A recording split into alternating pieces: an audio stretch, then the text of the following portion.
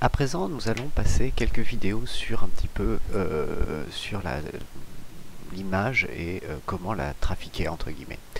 Alors, l'idée est très simple. Si je mets play là, on va regarder un petit peu ce qui se passe au niveau de l'image.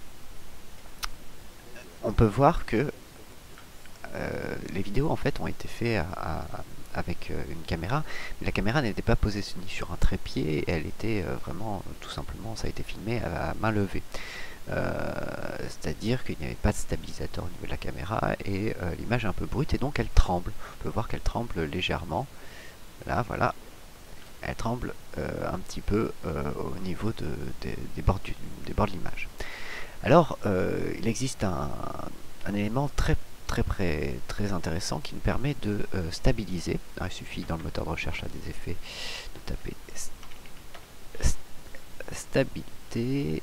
Hop. Voilà. Et on va trouver donc stabilisation et de déformation que l'on va prendre et que l'on va donc cliquer et glisser sur notre rush.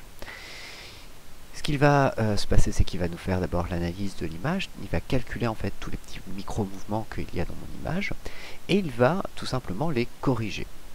Alors il va les corriger comment? Eh bien, il y a plusieurs modes. Soit il ne corrige uniquement que la position, ou alors il va corriger la position, l'échelle et la rotation. Ou alors, il va corriger de manière perspective. Plus on va comme ça vers le bas, plus on va corriger de manière forte.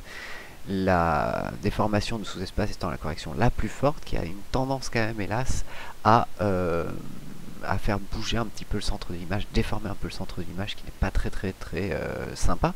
Mais par contre, on va voir que, voilà, là c'est fini. Vous avez vu, l'image est totalement stabilisée. On n'a plus les tremblements que l'on avait au départ. Regardez, 100. Voilà. Et avec. Ok. Donc ça a bien stabilisé la caméra. À savoir que ici on a plusieurs possibilités ensuite pour stabiliser. Soit on stabilise uniquement et donc on va voir un petit peu ce que ça fait. Vous voyez, la stabilisation, on voit un petit peu, hop, que ça nous a bougé l'image, fait des zooms dans l'image, etc. Ensuite, on a stabilisé et recadré, ce qui nous permet donc de stabiliser l'image, mais en cachant en fait partout, par des bandes noires, là où il y a déformation de l'image, entre guillemets, là où on voit la rotation, ou l'échelle, ou ce genre de choses.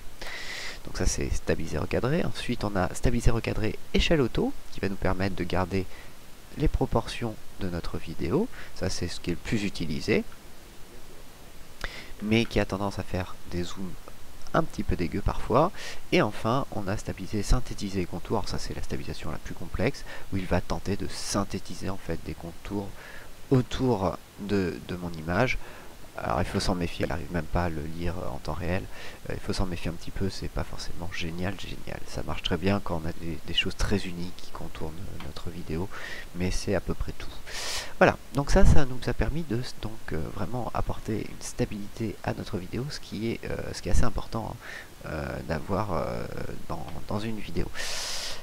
C'est le premier effet donc que je voulais vous montrer qui est fort intéressant quand on fait des vidéos amateurs et qui permet de rattraper pas mal de soucis. La vidéo suivante, je vais vous expliquer un point fondamental justement sur le fait de devoir à des moments calculer, faire des pré-rendus des vidéos pour pouvoir les lire correctement.